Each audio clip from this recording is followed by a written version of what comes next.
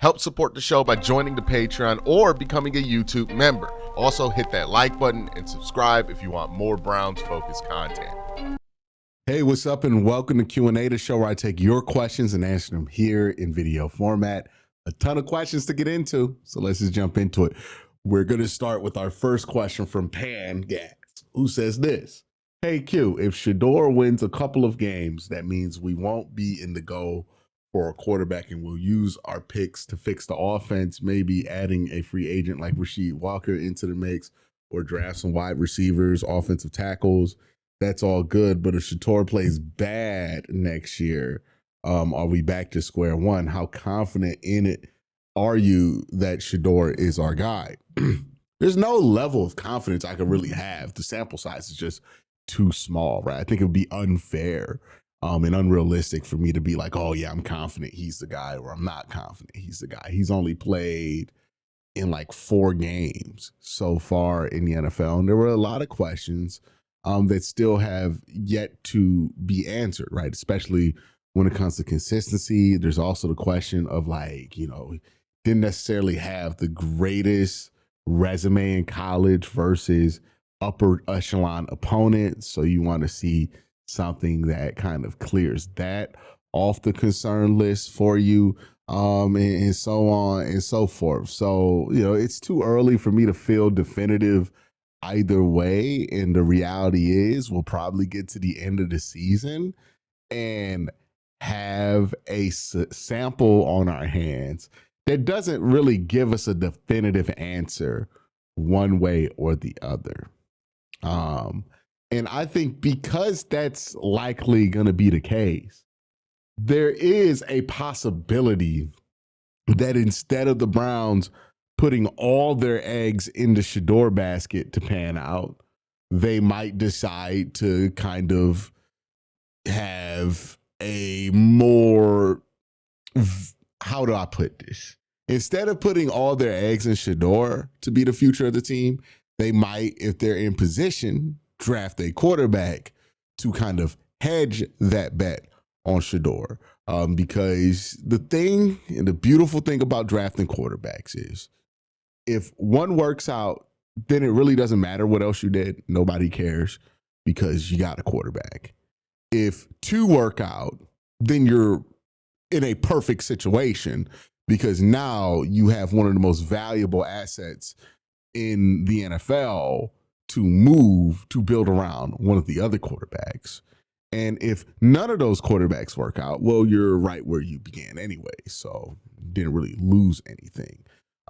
So yeah, that's why I think even if the Browns are happy with Shedeur, if they're in a position to take a quarterback in the top 3, they're probably going to do it. It doesn't mean that the book's closed for Shedeur. It doesn't mean that Shedeur's not going to get an opportunity to play next year. It doesn't mean that Shedeur has to be traded in the offseason.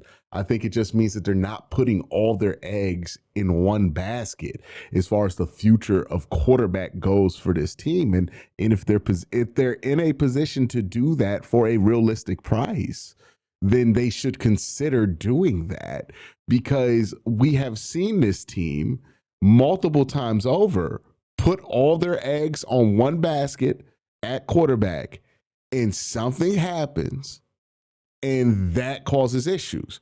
And you could say, well, you can diversify your plan by investing in wide receiver and other positions. But the reality is those positions are going to be greatly affected by the quality of quarterback play that you have.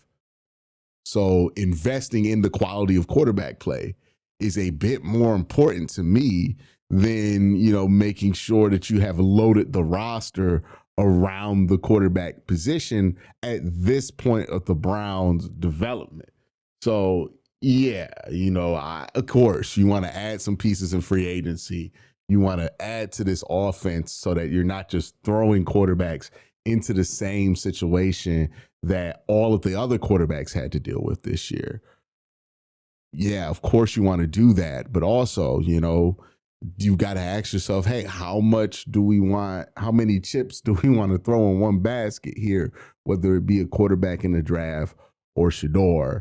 And I think the opportunity that the Browns have is to be able to put their eggs in 2 baskets here, split it up, and make sure that they come out of here in a much better quarterback situation than they came into last year's draft with, which is very possible. The next question comes from TJ, who says, I found some very interesting facts here, Q. The narrative for Shedeur after the Titans game was it's just the Titans. I looked at Shedeur's game against the Titans versus all the other quarterbacks that have played the Titans, including Daniel Jones, Matt Stafford, Drake May, Bolton Hicks. No other quarterback eclipsed 300 yards passing against the Titans this year. Matt Stafford was close with 298, and this was with similar passing attempts. Stafford with 23, just like Shedeur. Did Shedeur only pass the ball 23 times in that game? Let me double check that.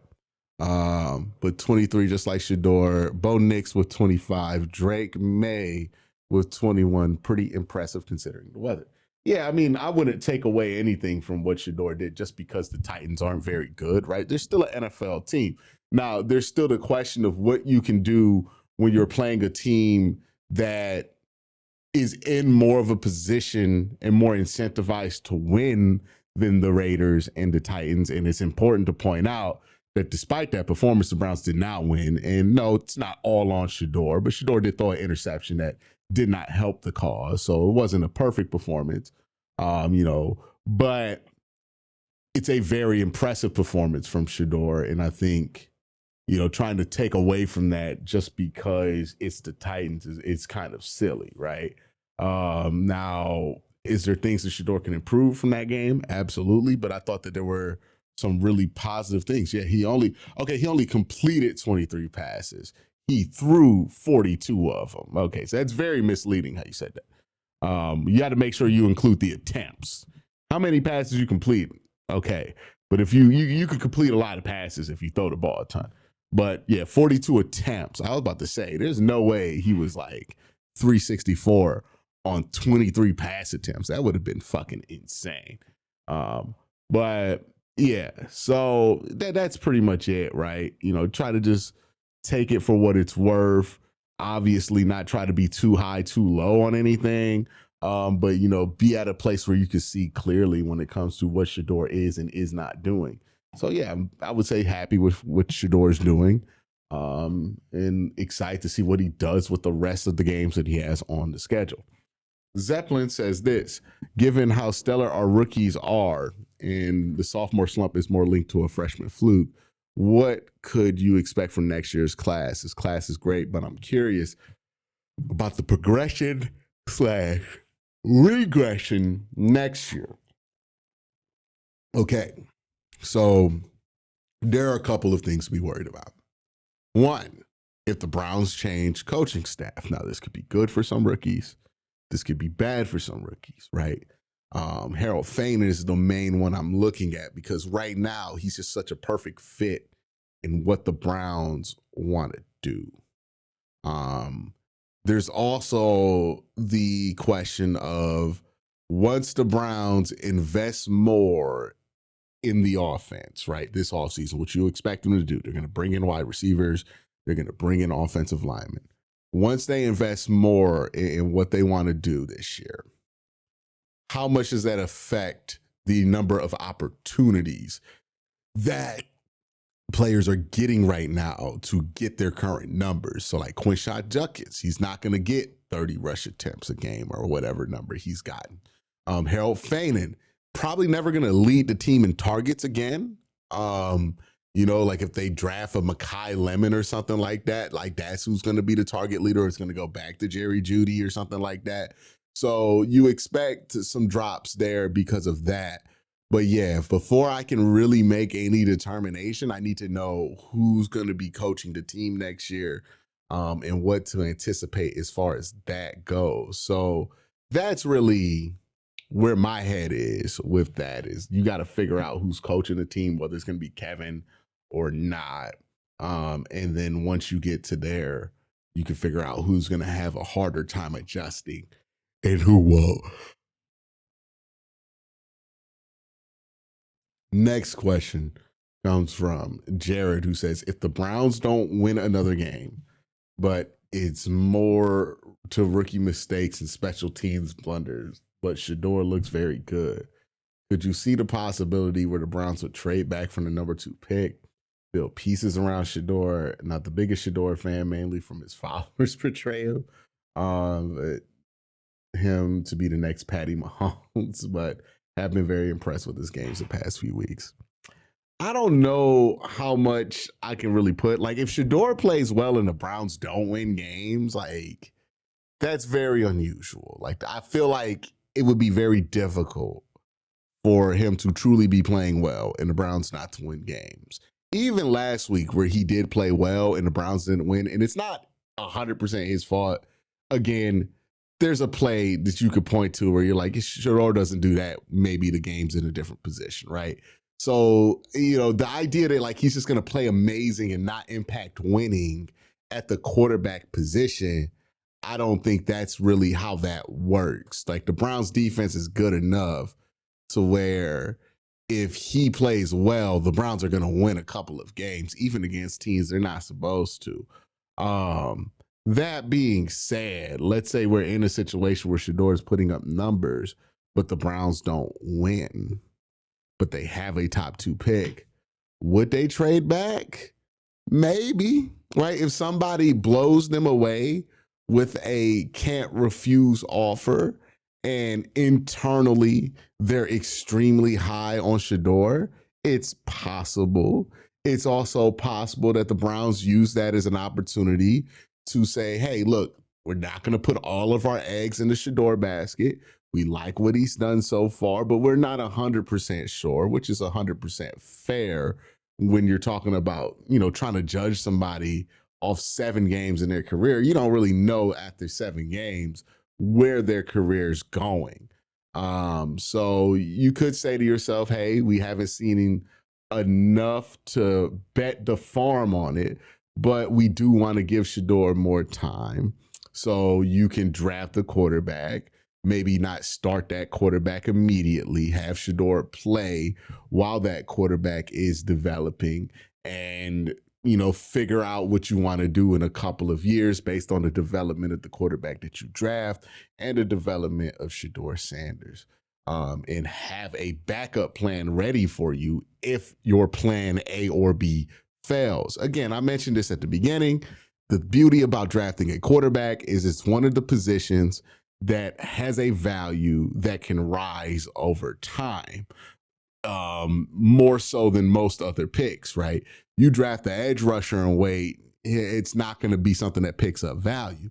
But you draft a quarterback, somebody else plays well, you can sit on that asset for a while and recoup it at face value or higher at times. So, you wouldn't even really be losing in the long term, at least, the draft asset, as long as you make a decision after a couple of years. So I think if the Browns are in position to take a quarterback, they're going to take one.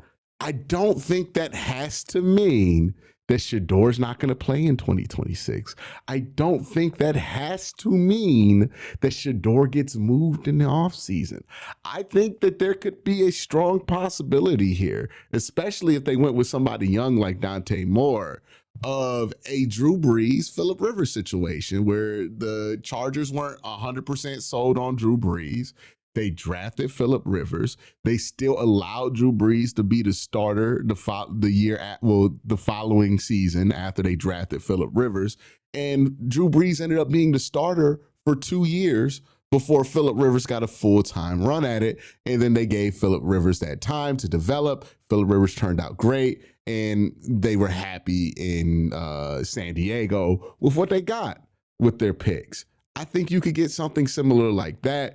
But the difference could be, instead of letting, Drew Brees walk in free agency like the Chargers had to, you could say, hey, we could trade Shedeur in a couple of years and get a big haul for him for a team that wants to lock him in. I think that is certainly possible.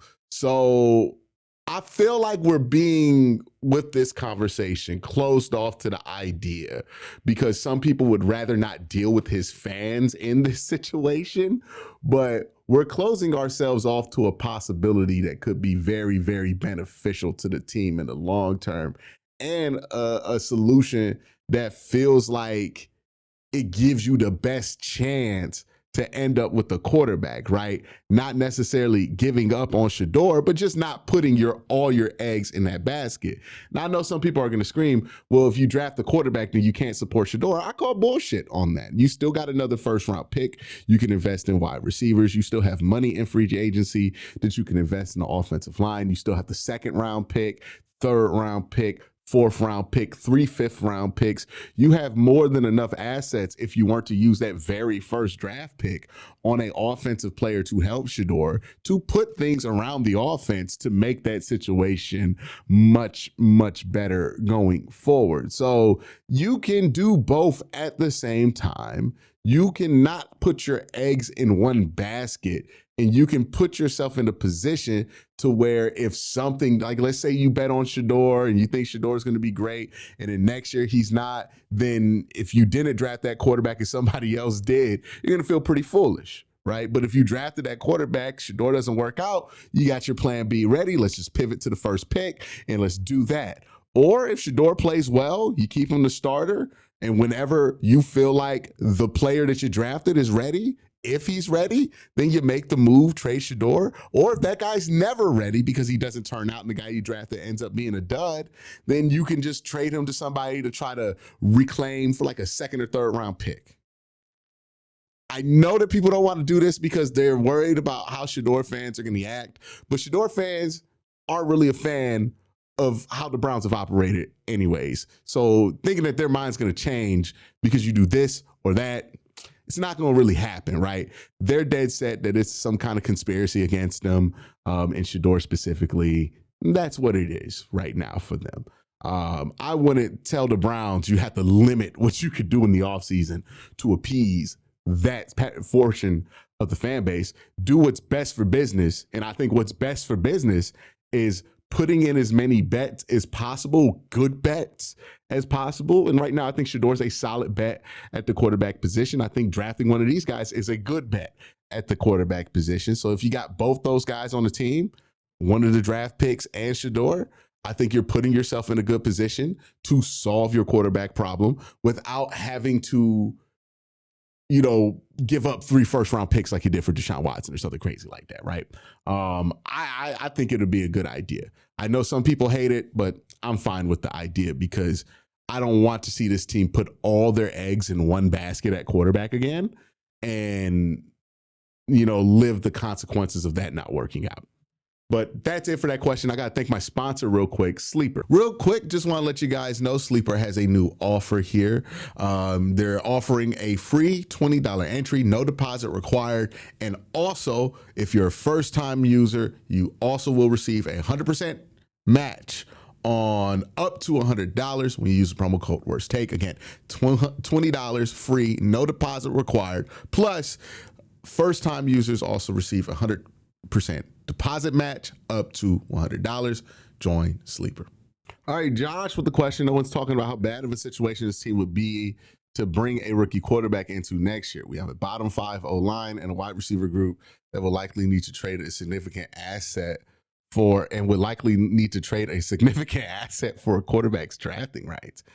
That is not the case. The Browns are likely to get a top 3 pick. And I think it's important to note any situation where we're talking about the Browns drafting a quarterback is a situation where we think their pick itself would be enough to get a quarterback, or maybe like at worst, a very slight trade up. Like you're talking about swapping like a 5th round pick or something like that. Nothing like substantial. You're not giving up a 2nd round pick to go up for quarterback. So I hope that's understood when we talk about this, right? Because the Browns are in a position to potentially get the number 1 pick.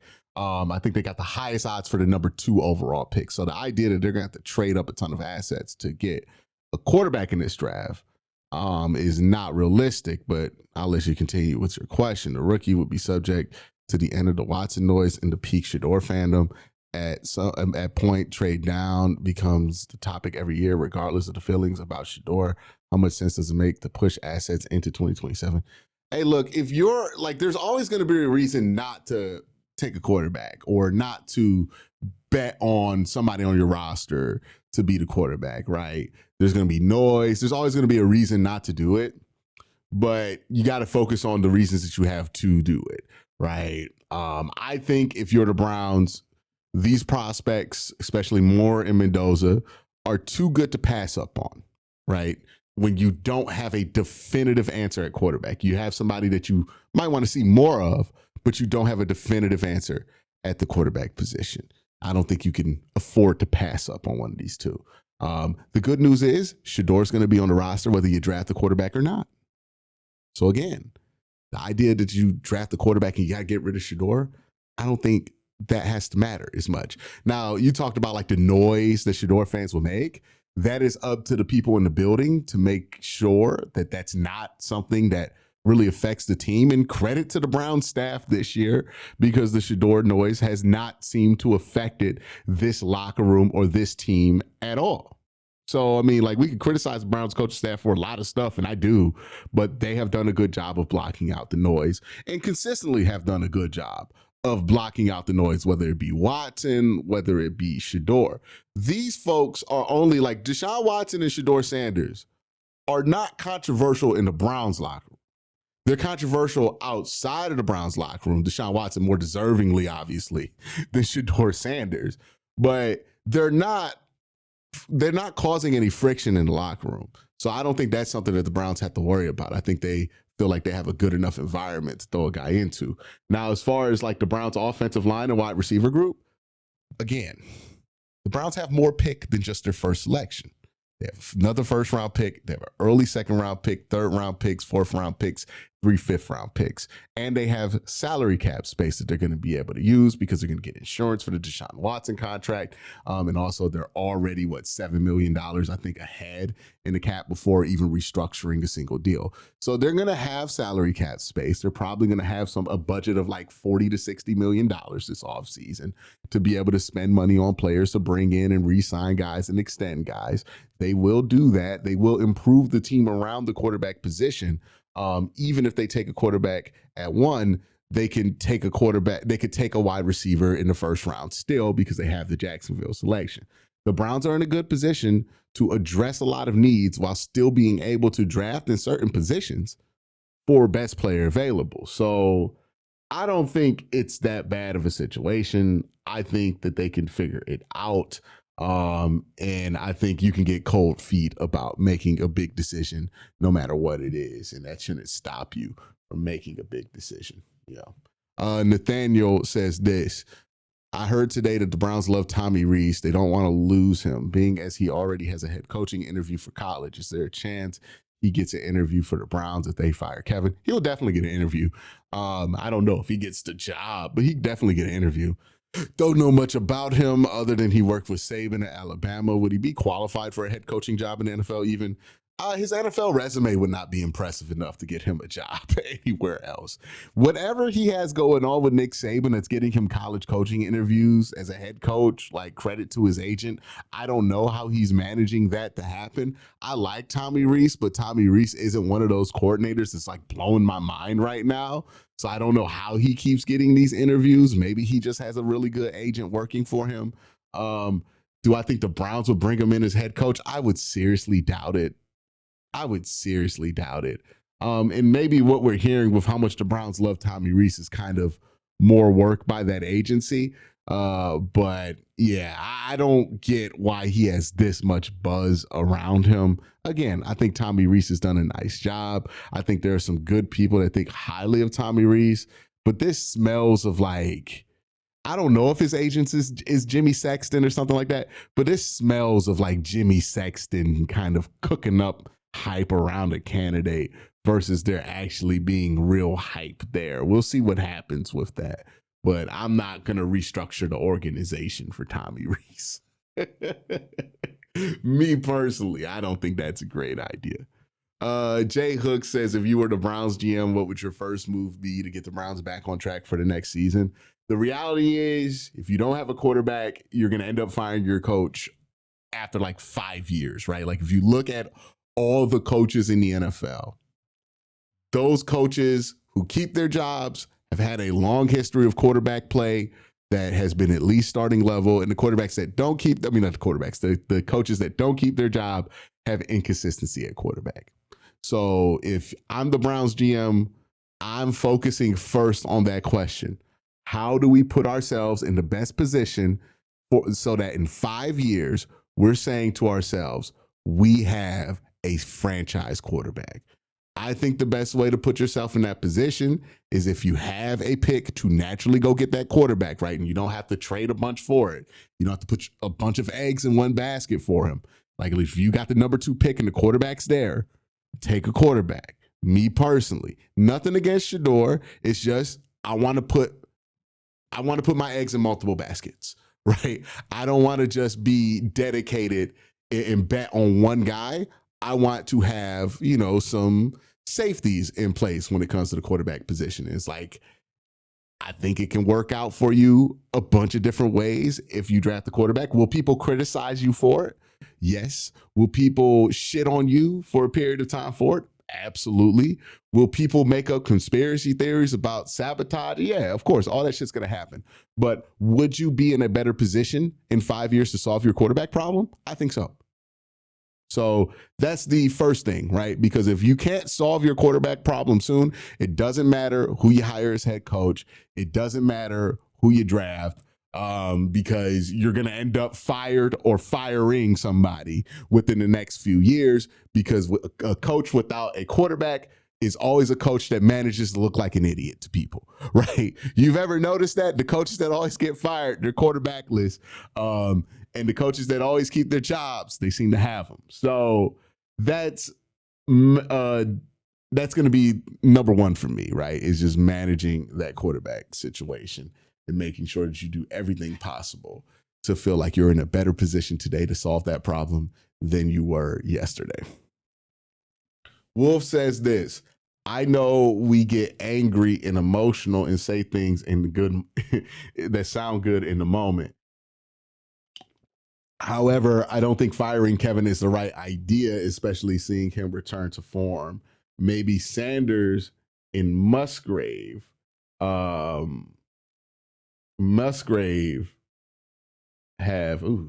Maybe Sanders, Musgrave, and especially Tommy. I think Tommy has been the OC Kevin has need to help modify and evolve the system for a new generation. This means we probably have a Kevin reset after the Watson era. Honestly, this is a sign of good coaching, doing everything we can to make the team better, unlike Mike Tomlin, who's stuck in the past as Obama started his first term and refused to move with the time, only getting away with by kicker fluke plays and bullshit to get above 500. So, look, I don't know if I'm moved yet on whether Kevin should be fired or not. I've been pretty firm in the Kevin should be fired category for most this season. I just wish when we had this conversation locally and nationally, we took the conversation more seriously than I see the conversation being taken right now. Because there's kind of like a lackadaisicalness about firing Kevin that makes me very uncomfortable with the idea of firing him. Because people are like, oh yeah, we'll just fire Kevin and hire some random guy and it works out. And it's like, you know how many random guys we hired before we got to Kevin that were so much worse than Kevin? I don't think people are playing in to the idea that this could get way worse. That Kevin isn't the worst possible guy for a job. Is he the right guy for the job? I don't know. That's why I think that you should consider moving on from him. But he's not the worst person for the job. You can certainly do worse than Kevin Stefanski. Unfortunately, when you're in a situation like this, people tend to go either 100% defend or 100% against, right? Nobody ever really likes to look at a situation and measure it for what it's worth. Everybody just kind of wants to go to whatever side that they feel the most agreeance with and then just squeeze that lemon as far as they can squeeze it. It's not going to be easy to fire Kevin Stefanski, and it's going to be even more difficult to hire somebody to replace him. It's not like you're firing Mike Pettin. So there is an element of it that makes me a little uneasy when I hear people talk like it's going to be easy. Because it's not.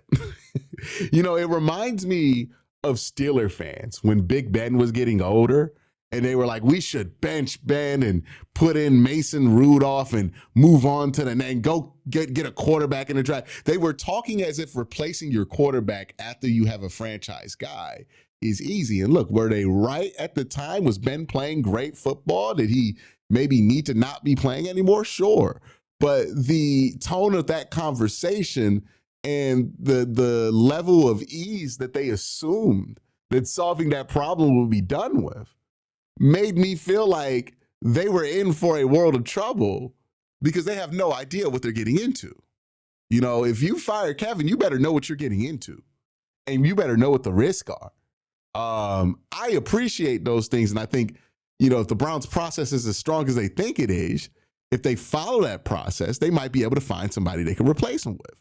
But if that's not the case and they still fire Kevin, they're going to be in for a lot of trouble. Because Kevin's not a terrible coach, as much as some people want to make it seem like that. He just might not be the coach we need right now. I don't know. I just get more and more uncomfortable with how easy everybody thinks this is going to be to fix. And I just have seen enough as a Browns fan to know it ain't going to be easy. Like it does not project to be easy, especially if you think it's going to be easy. But hey, we'll see. Dan says this. We know Kevin is making it till at least the end of the season, but why on earth is Bubba Ventrone still here? I know we don't fire coaches mid-season anymore, but he should have been fired midweek a few weeks ago. I want the front office to send a message that we aren't putting up with it anymore. Well, I don't think this is like grade school, man. Like, I'm gonna be honest with you. I don't think firing your special teams coordinator really sends a message to anybody, you know, other than Jimmy's firing people again. Like, I don't know. Every time I hear that, like, we need to send a message and fire the coach. What message does it send? That everybody's going to get fired at the end of the season? That this is a lame duck year? You know, I don't think it really sends a message, or at least if it does send a message, it's not a good message that's going to benefit you or make things better. I think the reason Bubba Ventrone is still here is because they don't have anybody qualified to take over his job if Bubba Ventrone were to be fired. Like, I think that's really the case. Who else is qualified to run special teams in that building other than Bubba Ventrone? Like, he's made himself important in that way. There's not really a ton of assistants that he has at special teams. So it's like, well, who's going to take over and do the actual work? Because what you don't want to do is fire Bubba Ventrone and get worse at special teams because you don't have anybody competent to replace him with. And I think that's what's stopping them from firing him midseason, and what stops most teams from firing coordinators midseason, because they're not just there to stand on the sidelines. There's a lot of work that they have to do during the course of the week that has to get done if he's fired. And who's going to do that work if you fire him? If you don't have a good answer for that, then guess what? You can't fucking fire him. It's like any other workplace, right? If you don't have somebody, like this happens with tech companies all the time, right? Where they will do these mass restructuring projects to try to push revenues or to make their revenues look higher so that their stock price goes up. And they'll fire a bunch of people and fire a bunch of people and fire a bunch of people. And then eventually they fire somebody they can't replace. And when you do that, you end up in such a terrible situation because you fired the one guy who knows the code. So you got to rush over and offer him double his salary to try to keep him, or double her salary to try to keep her. You know, it becomes this whole mess. If you're not careful, if you're just firing to fire, you can look like an asshole pretty easy. And I think that's why Bubba's not fired, is because at the end of the day, he has a ton of work that needs to be done, or at least his job has a ton of work that needs to be done.